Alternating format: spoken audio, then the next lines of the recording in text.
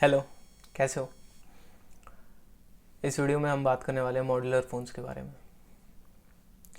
Modular phones एक concept था जिसमें हम अलग अलग मॉड्यूल्स अपने रिक्वायरमेंट के हिसाब से लगा सकते थे। एक मेन बोर्ड रहता और उसमें अपन अलग अलग मॉड्यूल्स लगा सकते थे। ये कॉन्सेप्ट आप गूगल के प्रोजेक्ट ऑरा में भी देखे होंगे, जो कि फ़िलहाल बंद हो चुका है। कई सारे कंपनियों ने ट्राई किया था कि मॉड्यूलर फ़ोन को इंट्रोड्यूस करें, लेकिन उसका मैन्युफैक्चरिंग और डिज़ाइनिंग उतना एफिशिएंट नहीं हो पा रहा था। कुछ कंपनियां थे जो सेमी मॉड्यूलर फ़ोन्स लेके आए थे मार्केट में, जैसे कि मोटोरोला, एलजी और रिसेंटली लावा लावा ने भी a kind of modular concept को इंट्रोड्यूस किया है। बेसिकली इसमें ऐसा होता है कि हमें अपने रिक्वायरमेंट के हिसाब से हम हर एक पार्ट या फिर मॉड्यूल को चेंज कर सकते हैं या फिर इंट्रोड्यूस कर सकते हैं। जैसे कि कैमरा मॉड्यूल अपने को 12 मेगापिक्सल का चाहिए या फिर 14 का चाहिए, 16, 48 जैसे चाहिए। रैम जो चाहिए 2 GB, 4 GB, सब हम अपने हिसाब से कस्टमाइज़ कर सकते हैं। जैसे पीसी को हम कस्टमाइज़ करते हैं, तो कॉन्सेप्ट ये था। ये एक तरीके से जब इंट्रोड्यूस हुआ था तो लग ही रहा था ये फ्यूचर टेक्नोलॉजी है।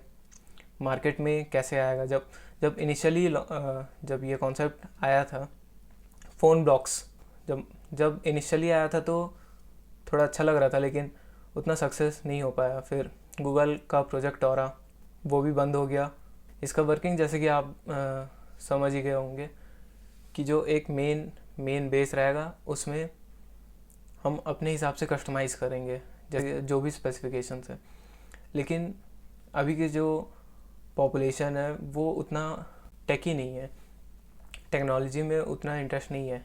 मोस्ट ऑफ दी जो लोग अवेयर हैं वो बस ये चाहते हैं कि हमें अच्छे स्पेसिफिकेशन वाले फ़ोन्स मिल जाए या फिर अच्छे स्पेसिफिकेशन कम प्राइस में मिल जाए। वो इतना दिमाग नहीं लगाना चाहते कि क्या क्या चीज़ लगाया, मतलब अपने से कस्टमाइज़ नहीं करना चाहते। और इसका एक ड्रॉबैक भी था कि कस्टमाइज़ करने टाइम जो फ़ोन अभी के फ़ोन जितने हैं वो एकदम कॉम्पैक्ट फ़ोन्स आते हैं।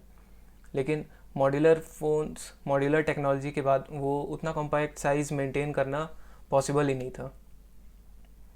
और जो उसका प्राइस हर एक कंपोनेंट, अलग अलग कंपोनेंट ख़रीदने में जो फ़ोन के कॉस्टिंग, मैन्युफैक्चरिंग कॉस्ट बढ़ जाते हैं। और एक रीज़न ये है कि जैसे कंपनीज मॉड्यूल्स भी लॉन्च कर रहे हैं और एक फुल फ़ोन भी लॉन्च कर रही है, फुल्ली डेवलप्ड फ़ोन।